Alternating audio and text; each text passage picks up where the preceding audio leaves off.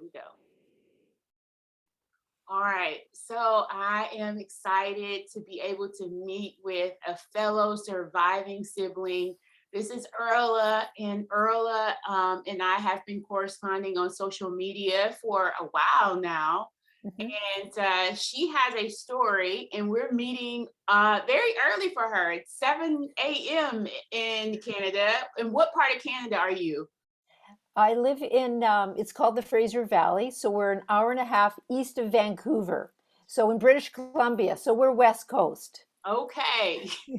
And I am in Nashville, Tennessee, which is in deep South United States. So it's 9 o'clock here in bright and sunshine. And she said she's in the dark up there. Yeah, that's right. Yeah.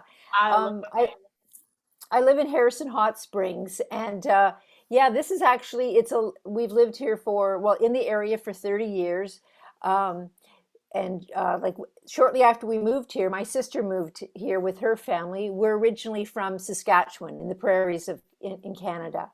So and Harrison has been our home for 17 years, and this is the place that, my sister eventually probably would have retired to, and we would have not lived together, but right next door. So it's a beautiful spot, and I'm happy to be here. Yeah, I am happy to see you and to be able to speak with another sibling because Mhm. we are, as you know, the forgotten mourners. We are in a unique position when we lose our sibling or siblings because they are our first historians. They are our first companions most of the time. So tell me a bit about your story. Okay. Yeah, like I said, Leanne and I grew up in Saskatchewan, then I moved out more west to go to college, and then eventually settled in British Columbia. And her family came to visit us when we lived in Haida Gwaii, that's way up north. And within a couple of months, they sold their home in Regina, Saskatchewan, and moved out to the west coast, and lived like 30 minutes away, door to door. And for the whole time, our children were growing up. Leanne had a daughter who was 2 years older than our children, and so it was like the three amigos. They were like siblings because Sarah was an only child. Um, so our children, Andre and Charmaine, grew up with them, and yeah, Leanne and I were the best of friends. We always said that we fought like cat and dog when we were younger, but I kind of confirmed with my mom. She said it's not that you fought a lot; it's that you were different. And I think sometimes I like to talk to siblings about that because they always think there's such conflict, but really it's just because, like you say, we are unique people. Um, so Leanne, like we both were living our lives, and we had mutual friends and things like that. And then she got divorced, and within 2 years, Leanne, she had an epiphany. She woke up one morning. I just looked at my calendar. It was September 2007. She woke up and said, "I have to quit my job, move to a foreign country, and learn Spanish." Wow. She'd always wanted to learn Spanish, and I knew that she had wanted to go to university, but she chose another route. And so within 4 months, I was driving to the airport with my husband to take her, and she went to Spain. For it was going to be a 3 month um, language school that she attended, and she decided to stay. She eventually, yeah, she had her dog shipped over, so that's when I knew she immigrated. Yes. So Lucy went to live with her, and then of course I'd visit her. I went the first time, I think within 6 months, with her daughter, and she just really she made an impact in Spain because she walked her dog every day. So she met so many people, and they heard her story. And then she worked as a waitress, and then she got to know more people. And meanwhile, I'm visiting her, and she'd come to Harrison like she used to love coming this time of year because it's so beautiful with the trees and the mist in the trees. It was her favorite time. Thanksgiving was her favorite time. So fast forward to October of 2012, And she had been having stomach issues a couple of months or a couple of years, and they couldn't quite figure it out. But her and I both put it down to stress. Mhm. But it turned out she found out she had a growth on her pancreas. And she phoned me and said, "This is what's happening." And I said, "Everything can be okay." And then the doctor there said, "You have to get back to Canada." So within 24 hours, her and her fiance packed up a big suitcase and came to Canada. And they came to our home because this was her Canadian, this was her home when she came to Canada. So her daughter, who had just been, she had graduated earlier in the summer. That's when I first last saw Leanne really healthy. But I knew something was wrong because her and I went for a run and she only could do a couple of blocks. So she came home, and within 3 weeks, we found out that she was terminally ill with pancreatic cancer. And so we spent 2.5 months together. She basically, her and Steve moved into our upstairs. We have a guest room and a bathroom, and this was Steve's office, and we have a hide a bed here. Her daughter moved in downstairs. She's a nurse. Or, so we so it was like a love nest. Yeah, Our love nest of two came made out to be five. yeah. So then she actually died in this room, Mhm. December 31st, 2012. Yeah. So, and I have two brothers and a mom that live quite close. So, they'd come to visit during that time, but I was her main caregiver. Well, we always said it was a team of three: myself, Steve, and her daughter, and then also my husband, who was like the quiet, grounding person. Yeah. He's wonderful because he loved Leanne too. So yeah, that's her story, and yeah, I miss her every day. Yes, every day. And Mhm. since it's been December the 31st, 2012, when you lost your sister to pancreatic cancer, how old was she? She was 51 and a half. Mm-hmm. Mm-hmm. Yeah, Okay. because her actually it was, it's funny. I don't, it was actually December 30th that she died because that was her birthday, June 30th. So that I know she was 51 and a half. And it's funny because I don't think about that end date, but I think about the day that she was diagnosed, November 8th. I always want to just wipe that day off the calendar. Yeah. Yeah. But actually, this year, I can say it's been 8 years now, and I actually worked at making November a good month for me. Okay. So Yeah, yeah. tell me, how did you do that? Well, I always know that November 8th is going to be bad, just a bad day. And I'm actually quite a happy-go-lucky person, positive, but I just, it just signifies, and it's almost like I use that date as a scapegoat. That's where my grief goes to.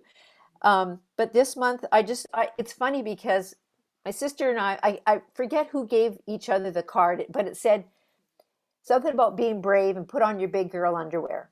Mm-hmm. So I basically was doing that this month, just really tackling what I consider to be hard things. Like I did small things, like even learned how to use my printer properly. Little stuff like that. Because Leanne was always she was my editor, she was my tech support, and if she wasn't my tech support, her daughter was. And like the tragedy in this story is that Sarah, her daughter, died 2 years ago, Oh, wow. from a cancer too, and she was actually 7 months pregnant when Uh, this happened. mm, So, so, so when you said we're survivors, yeah. we are survivors, and I can tell you, Crystal, that I am a thriver too because I never thought that I could live without my sister. I really, really didn't, because we were like our kids used to joke, "Oh, you're like one person," because we were very similar. But this month, well, and also I went to a sibling grief workshop a couple of months after Leanne died, and I just loved it. I was in the room with people who wanted to talk about their siblings. They were using their names. They could relate to me about being the forgotten mourner, that our grief isn't validated. So, so I actually, so I've became, I was affiliated with hospice even before I became a volunteer because I really believe in their whole philosophy. And I've been there with a friend of mine, older friend that died. So I knew about hospice. And so I asked if I could do a hospice or a sibling grief peer support group. So we did a workshop in October, and then we started 6 week sessions. So that's so in November, I think part of my and what I've said to the siblings is I believe that art and being creative is part of my self-care. So I invite you, and I show them, I share things, I show them some things, and so I've been concentrating on that. And another good thing is that my grief buddy and I, Monica, who I met about 4 years ago in the springtime, just on a random Facebook group for siblings. We became friends because she lives quite close on Vancouver Island, so it's within a day's drive. And her and I are writing a book. Um, when I went to hospice shortly after Leanne died, like 9 days after, I went with Leanne, with Sarah, Leanne's daughter, and I was lamenting to Lucy because I used to work in a library. I believe in I get a lot of information and comfort from books, and I couldn't find a book that I needed about sibling grief. So she said, "Oh, Early, you're going to have to write the book that you want to read." So I planted that, and then when I met Monica, and she said she wanted to write a book too because her older sister died. Leanne was my younger sister, and we've been writing this book, and we've got the text, the content down pat, and now I'm doing the illustrations for it. We're going to have one panel, kind of like cartoony, because I'm not a fine arts illustrator or anything, but I know I can convey something with art, and my sister would love that too. And I always say the book it's a heavy topic, but we use a light touch with our art and our humor, and that's what I would get from my sister too. So when you ask me what am I doing in November, I would say this it adds up. Yeah, well, you're doing Yeah. a lot of work, and I know that writing a book is a lot of work. So Excuse me. congratulations on getting to this part of the process for the book to be out, because I can't wait to see it, to read it, and all of that, because you're right. um there's not a lot of books out there unless they are clinically based, or it's just not very uh what do you call it, like, for everybody to be able to read. It's not that friendly. Exactly. So, Exactly. Yeah. Monica and I have a saying that if it's too hard for us to explain, it's somebody else's book. So mm, that's really helped us define what we want to say. We split the book up into 8 chapters, and well, what we did actually was quite neat. We got together one of our first weekends together, and we said, well, what do we want to say? And we did a mind map. So we took sibling grief in the middle, our sisters, and then we made sort of offshoots, and we had 8 out of the 10 very similar topics. So we knew that we were right on the right page, sort of thing. So that was really neat. So we write about missing them and learning how we talk about how we learn to listen to ourselves, like our intuition, um, that life around you changes. There's a lot of now I know there's a lot of books, but there's podcasts out there too, and that's why I just glommed onto yours yeah, because it's about siblings. yeah. And there's another one, Where's the Grief, where comedian Jordan Furbear interviews all sorts of people, and I mean, in my early days, because I felt like I was really so alone in my early days, he was the one voice of realness to me, and he said your address book is going to change, Mm. and it does. So we talk about that in the book, and how to navigate families, because it can be difficult with families. And Monica's basically an only child now, so I have 2 brothers, but so we talk about the differences. And then her idea was to interview 6 siblings, so we did that. We So I have to tell you, Crystal, when I excuse me, when I first met Monica, I was so happy. I just wanted, and we asked questions of each other, and I was just so excited to talk to her that I thought I'm going to overwhelm her. So I got this little book, Uh-huh. and I wrote questions beside, that I wanted to ask her. And I thought, well, eventually I'll ask her. And so then when we got together, I asked some, and then that's how we first started communicating through text and then email, and then I accidentally pocket dialed her one day, so we started talking. So then that's when we decided to get together because we do live so close. But this is the book that we used to base our questions to the siblings, the six siblings that we knew at the time, sort of thing. And so that's kind of neat because yes, like you say, we are all unique, but there are certain things that really are similar with the disenfranchisement that we feel with the non-validation. I was just talking about that yesterday with one of the participants in the sibling support peer support group, that it's that validation. And again, Jordan talks about there is no hierarchy with grief, but there I believe almost historically there is.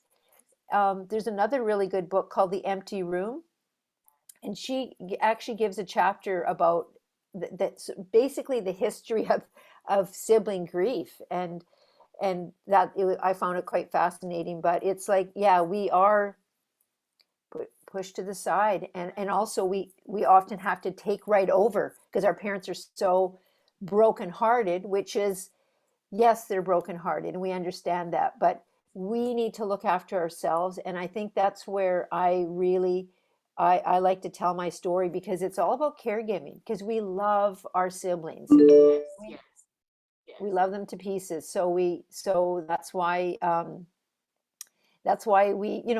we have to transform, because things are not going to be the way that we always thought they were going to be. Right, right. And then as well in the book, because I'm kind of a library geek, and so yeah, I just combed and collected all my resources. So the majority of them, I'd say 90%, are sibling specific. So to me, it's like a one-stop place to go, and they're quite current. Like if a book was, written 25 years ago, it might not be in print. It might be hard to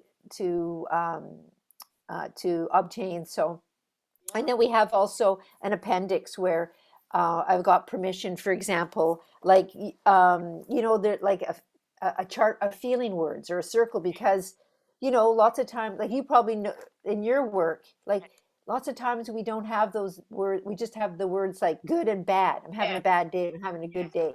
Well, this way I can say, okay, well, now I'm feeling the feels, but okay, what am I feeling? Okay, I'm feeling regret, or I'm feeling, that kind of thing. So it's, to me, that's self-care too. It's like honing in. And I think that's where maybe art comes in. yes. It Yeah. does. It does. So you are an artist. So that makes things a little bit better as far as you putting your talents out there for the book and for the peer support group. Mhm. So tell me about your art. Okay. Yeah. Well, so I retired about a year after Leanne died. I took early retirement. I just thought, I thought, okay, the next third of my life, I want to be creative, but I didn't know how that was going to look. And then it evolved into the book.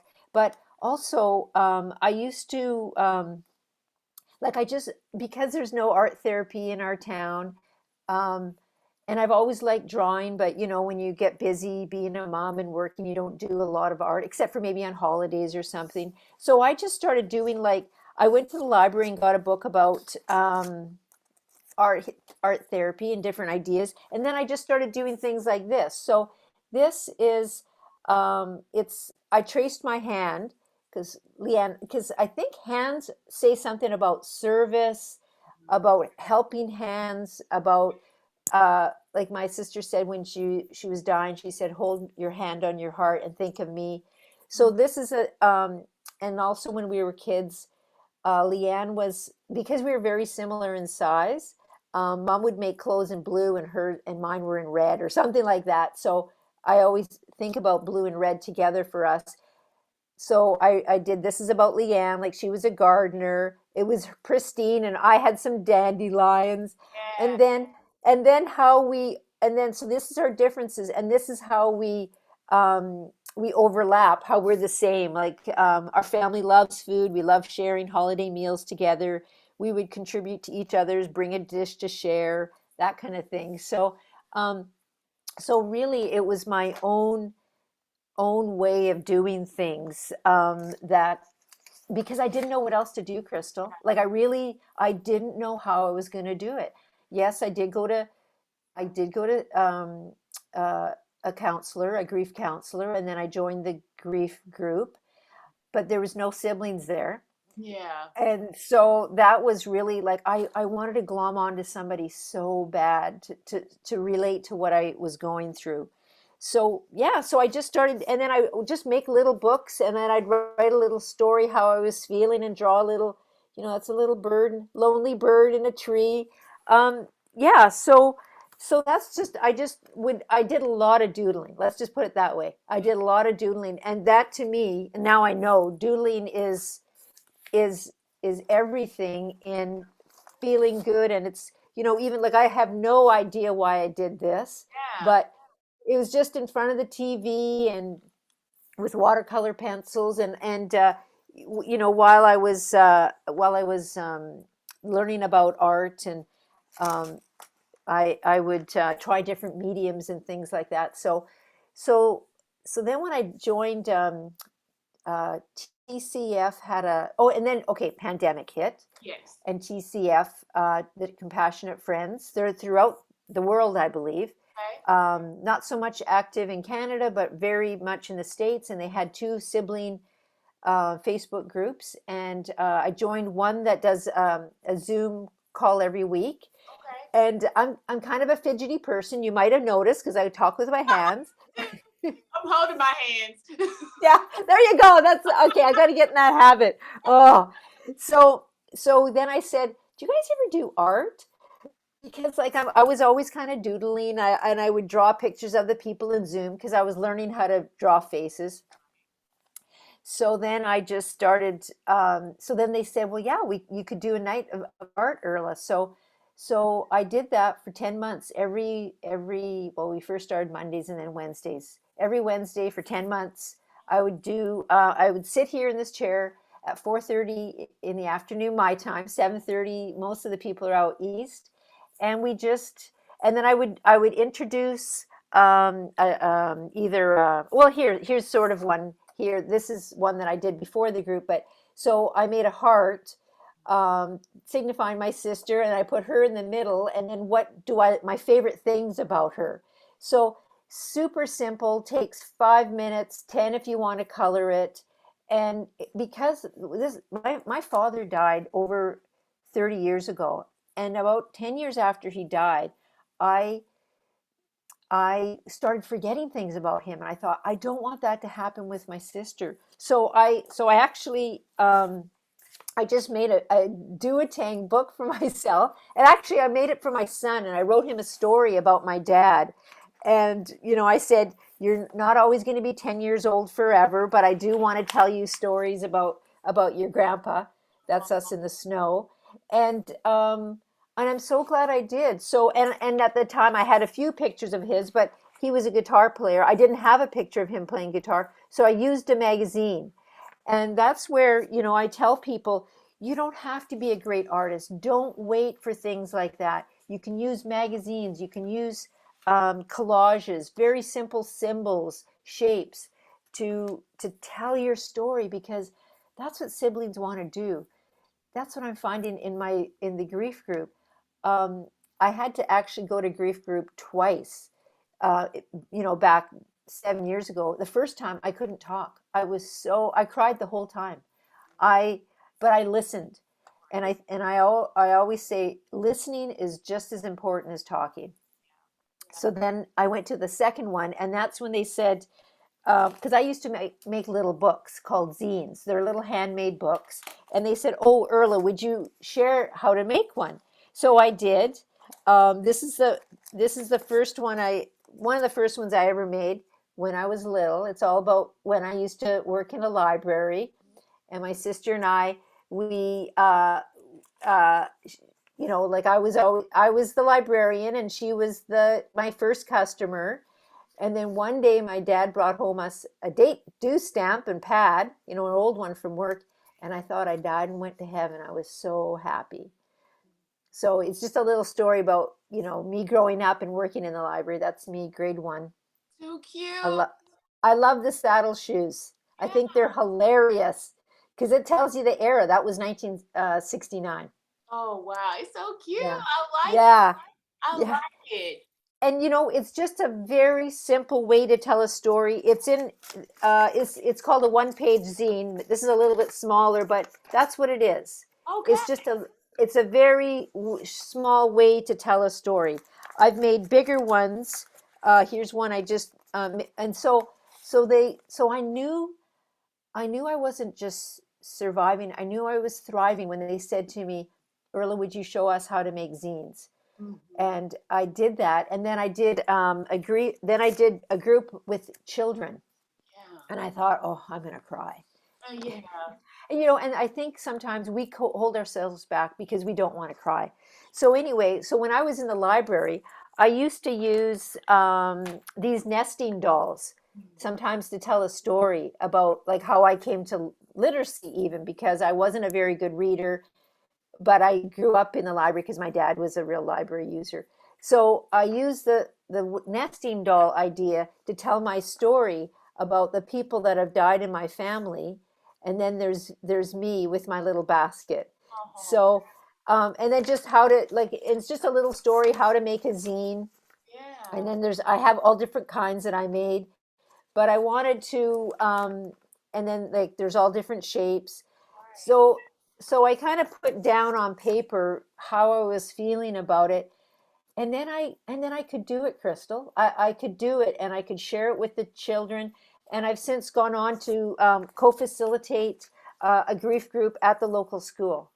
There's Oh, only yeah, amazing. yeah. There's only 109 students, but I think there was like 10 kids who were really affected by grief. Yeah, And I think we're going to do another one in the spring because grief doesn't stop. you're And right. the kids, yeah. So that's sort of my, that's how I started to thrive, was making zines, and also, continuing to write the book.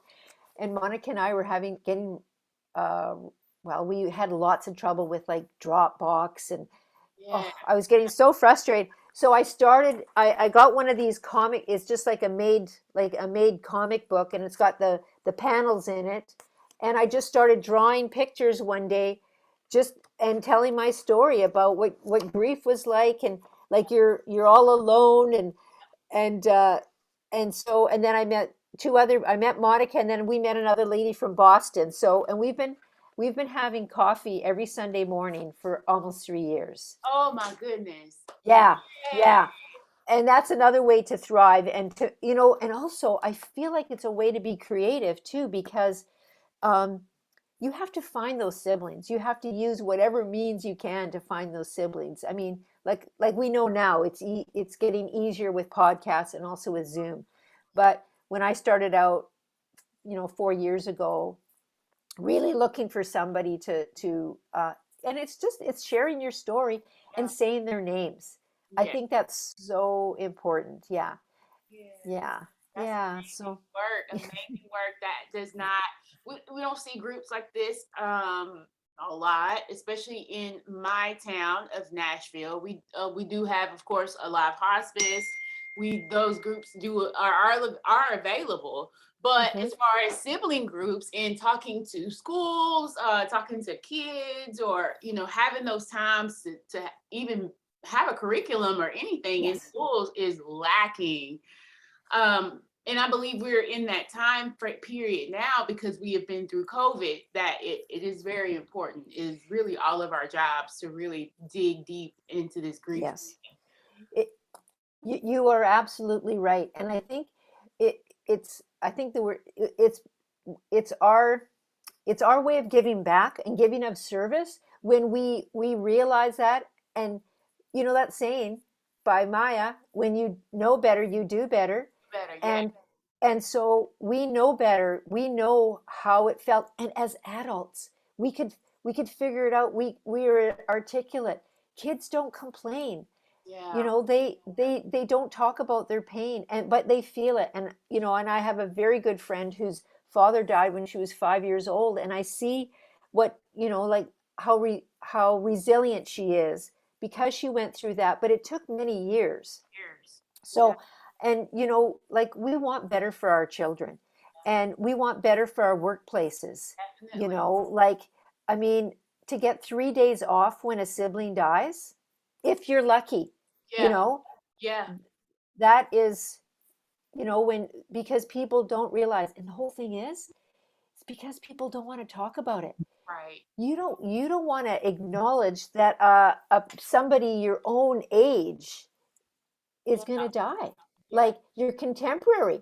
They're not supposed to. right. It's you know, but they do, and that's where, you know, we need to talk about it. And that's why I'm so grateful that you're doing your podcast and you're getting out there. And I want to thank you for your enthusiasm for our book. I'm Yeah. calling it the forthcoming book because eventually it's going to get out there. Yeah, and I know it is, and I cannot wait for it to be out. So at least I can share and be able to read it as well. Uh, Mhm. so what are you doing around the holidays? Because I know holidays is coming up, it's approaching. A lot of people Yes. struggle during this time because there's so many memories, and it doesn't matter if you lost your Mhm. sibling yesterday, today, or if you lost Yes. your sibling 40 years ago, 50 years ago. It does not matter, but those things Hmm. come back up, those memories come back up. So Yes. how do you handle the holiday season? Yeah. I'm so glad you asked me because I feel like, you know, like you've been at this a long time as a sibling who's grieving, and we are like the seasoned siblings. So we've been through many seasons now. And my heart always breaks when I'm in a group and it's the people who are in early days because it's just so hard. So I think for me, and because I'm in Canada, so we just had our Thanksgiving, which is like a really big family time. I know it's probably even bigger in the States, but it's still very, and because it was my sister's favorite time. I mean, to watch her come home Thanksgiving weekend and not be able to eat much of her turkey meal. So I think how I've become resilient with it is by acknowledging that it's going to happen, that and to just really think about the day and how do you want to spend it. Think of it as a self-care day.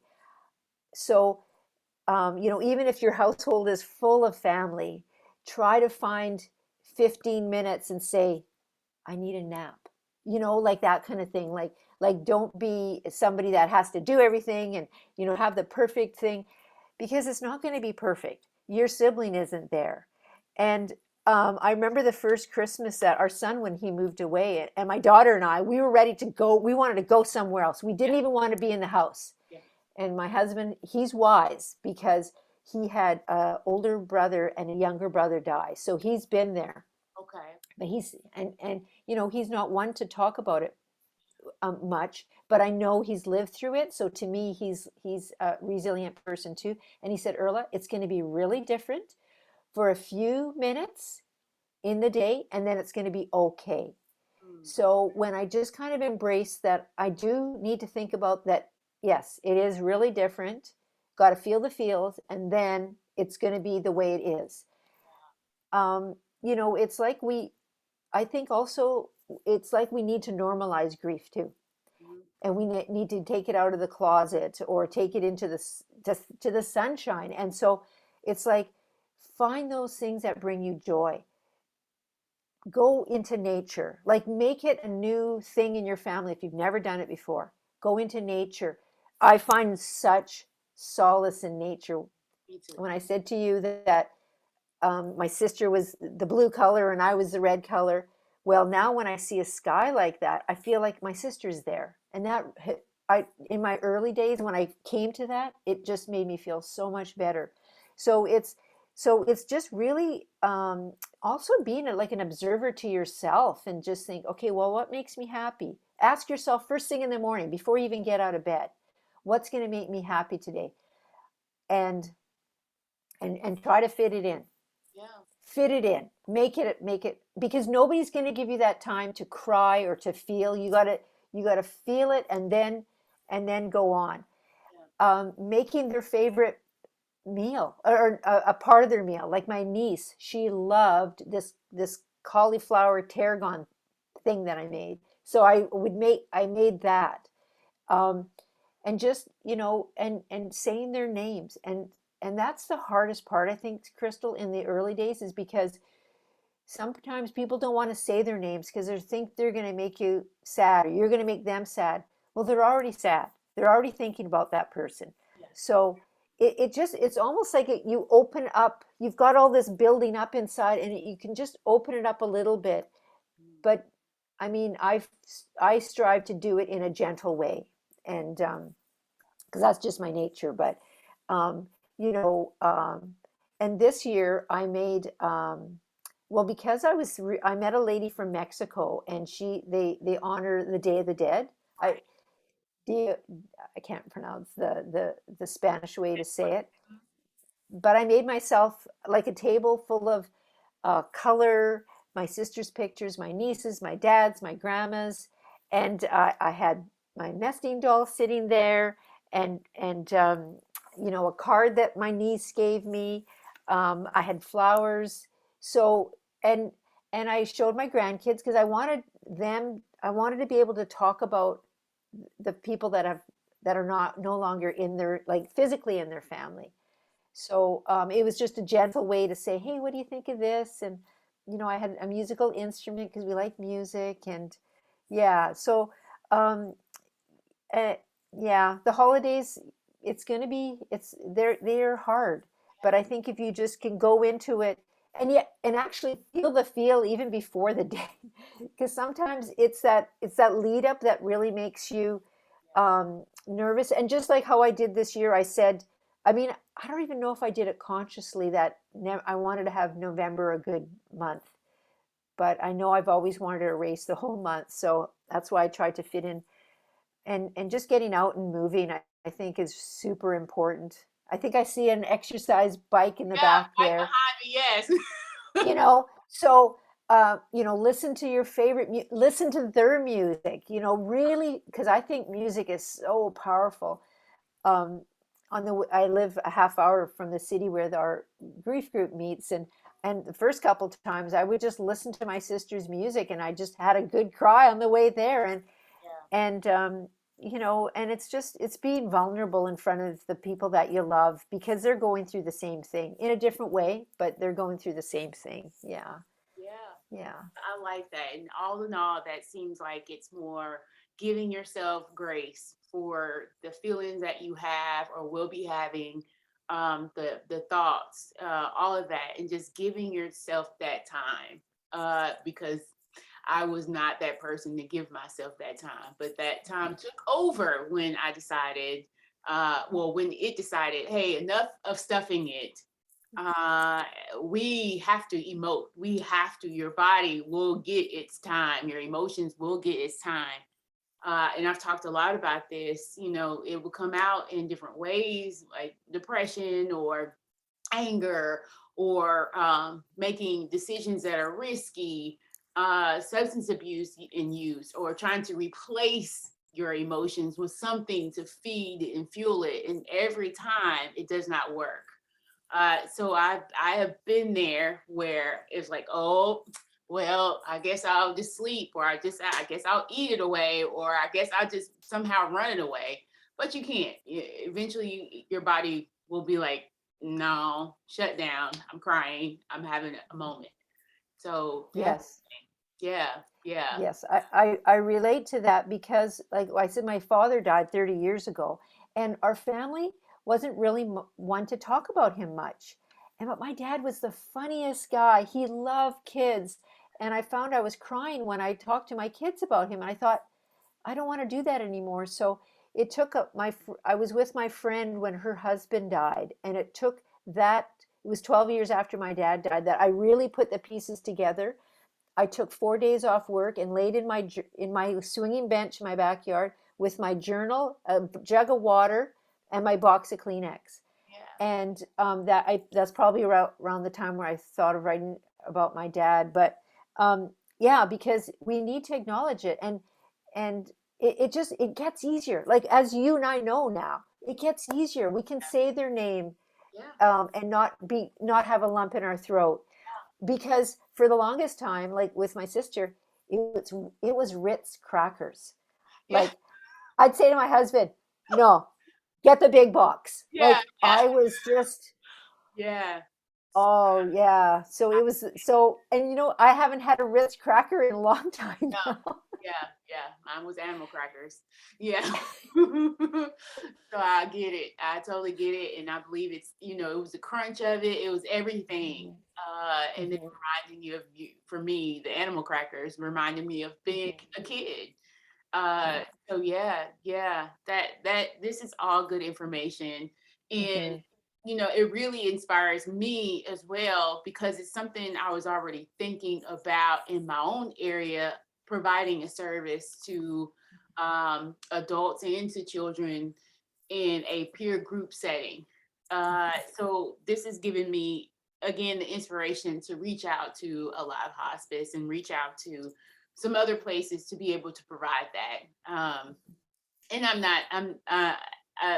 we're still in COVID season, but I know for sure that there's Zoom available, but I'm more like, oh, I love doing in-person stuff, but I believe it just needs to be offered, whether it's Zoom or whether it's in person, just be able to be offered. So yeah, yeah. yes. So your Yeah, I things are amazing. yeah, I agree with the Zoom. I Mhm. mean, it's just the way it is now. I mean, before Zoom, we had FaceTime Yeah, or Skype. My sister and I yeah, used to Skype from like, same, I yeah, forget the time change now, but yeah, it was wonderful because you couldn't be there.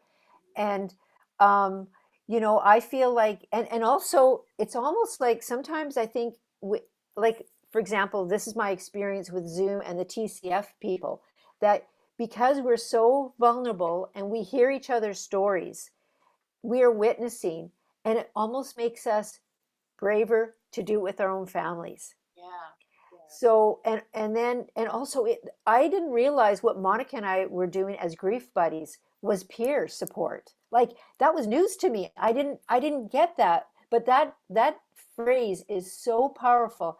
And I mean, I have a counselor now that I go to, not so much for grief anymore, but for I'm dealing with, my mom has dementia, and so that's it's I really advocate having a counselor, that somebody that you can like, somebody knowledgeable um, who can decipher things for you, or because they come with value added because of their schooling, right? But he said to me, you know and if you like, just talking about somebody else, but he said if you can't find a counselor, then find a group. And I thought, geez, for you to be saying that, like you're a counselor, you work one-on-one, but yet you see the validity of a group. That I was so pleased to hear that, because um, and I also, for me, I belong to a spiritual group, and sometimes we have one-on-ones, but I much prefer a group, yeah. because you get that whole energy, and oftentimes you come away with thinking the grass is pretty green on this side, Mhm. or I've really learned from you, Yeah, or oh, we're both on the ouch couch learning the yeah, same thing. yeah. So I yeah, I feel like it's a resource. It's like at the library, at first it was just books. That's all you could learn from, was books. And Right. then it was video and audio materials that help us grow and learn. And that's why, like listening to your podcast, I love your voice. Thank you. So we can listen to you while we're out for a walk in nature. But to sit in the chair and to look at a Zoom screen with a few people. I mean, it took me a long time to do it, Crystal, because I was shy, and of course you don't want to cry in front of people. Yeah, But It's just like when I went to be a volunteer at hospice. I went into the room, and you're kind of scared too because, again, you're going to be crying in front of Yep. strangers. But I went and sat on the couch with a lady who had a big smile. And I thought, you know what? This is going to be okay. Mm. And so it's the same kind of thing, like how you get attracted, like your voice is what really sold me on your podcast. The content, of course, too, but um, and I heard I'm not the only one because I listen, that it's your voice, and I think for me, I know that I'm a gentle person. I don't hit people over the head with ideas or whatever.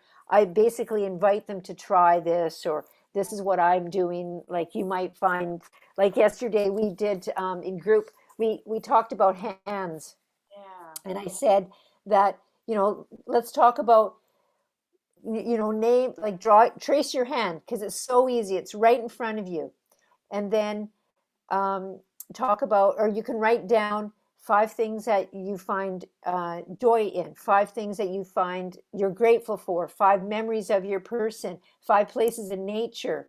So, so that, and then I just started, a lady talked about going skiing with her brother. That's how she thinks. And I think of my grandchildren and cups of tea with friends. And then this is like from my art table, my tools sort of thing.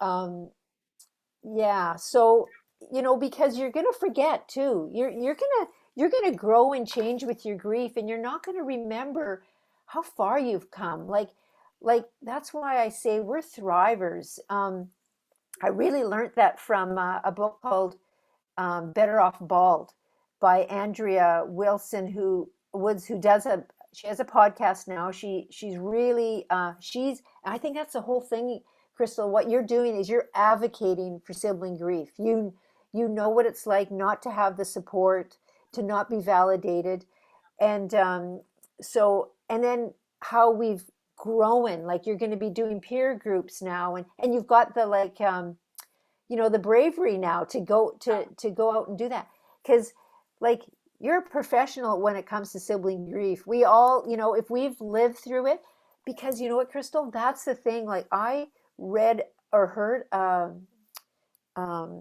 a statistic from the UK that said 25% of people who die by suicide are bereaved. Oh wow. Yeah. And that just and then I've since like on the sibling in the Facebook groups and things, Yeah. you hear of people whose brother died of suicide and a sister will die, Yeah. because what do you do with that grief? Yeah. Yeah.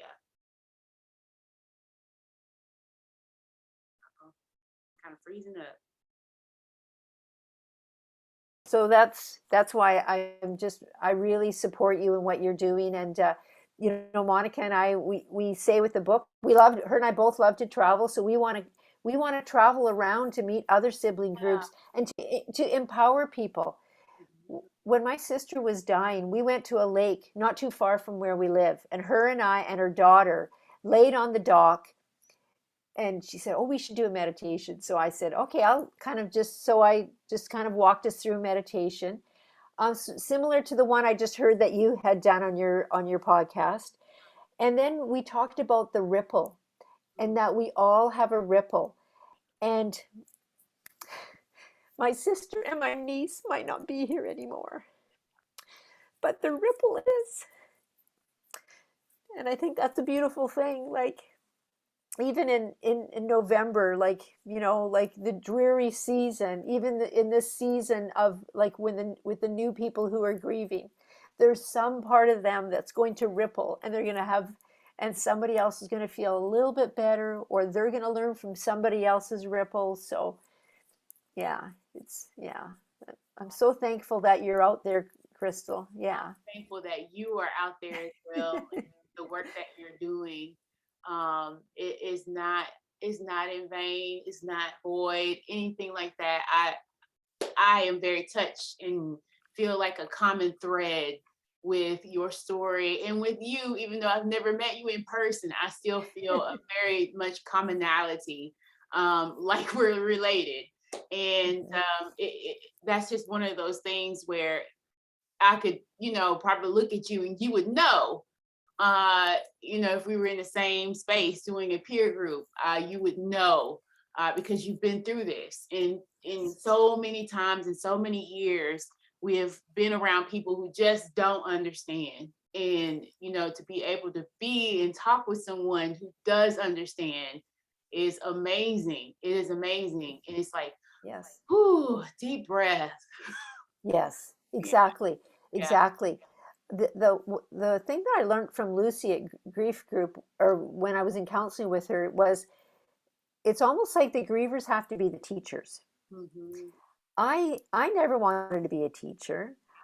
I'm more of an enthusiastic, keen person. But I think we can be teachers by the way that we are. And I think that, even like even and also in November I was doing like on my Instagram, my personal Instagram, I was sharing pictures of my niece because she was always going to be my legacy of my sister. And that's just how I envisioned our future, but that wasn't to be. So now we are doing a fundraiser. Again, I was inspired by Jordan and his Ripple. His family does they sponsor students who are doing a pastry chef because his brother was going to be he almost graduated from pastry school. So I'm with a group now who've been affiliated with an area in Mali, West Africa, and now we are sponsoring a nursing student. Oh, wow. So when you said, how am I doing my self-care in November? That is just it's just a part of it. I took a chance. I shared some pictures of Sarah, which everybody says they love. So and then this story that we just I sent the money 2 Saturdays ago to fund a woman's first year of nursing school.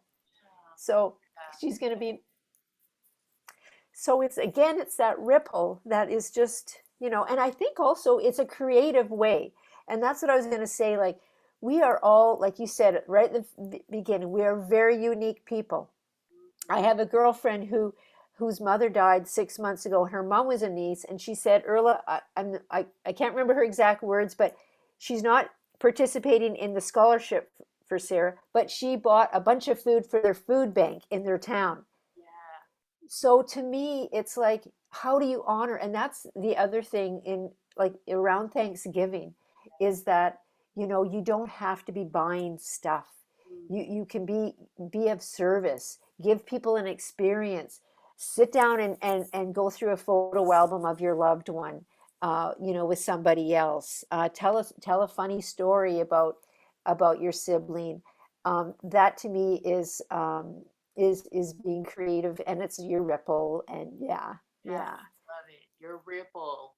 So I will use that in the podcast Oh, sometime. Yeah, and probably both of the podcasts. But yeah, your ripple, because I never thought about it like that. And then we talk about waves of grief, but we just never talk about that ripple effect of your loved one being here.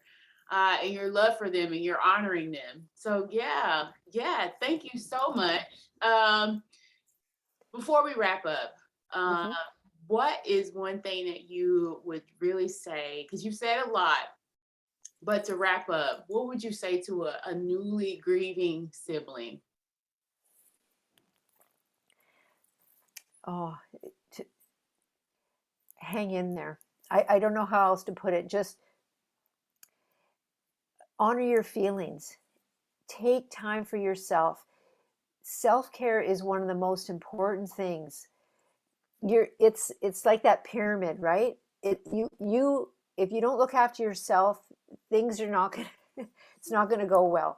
So hang in there by looking after yourself. And you might have been told it was being selfish or whatever in the past, but nobody's going to give you this time to grieve. You need to take it.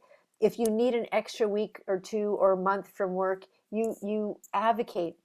That's why I'm saying it very simply. Hang in there, but it's like, be an advocate for yourself. One area, um, and eventually look for somebody who's in the same, even in your same social circle. Like, I never really thought of it, but there were people that I could have counted on, but I was so like this. So I would say, walk with your heart out, and your head up. I mean, many days you're going to be like this because that's exactly how you feel. But on those good days, those good moments that you're having, is lift your heart up and walk and notice nature around you, and think about yourself, and and just, kind of like tune into your sibling, and just remember that love. Because I think the whole thing is that, and this is the other thing that Lucy told me. She said, Earla, you loved your sister and you looked after her, but she also looked after you.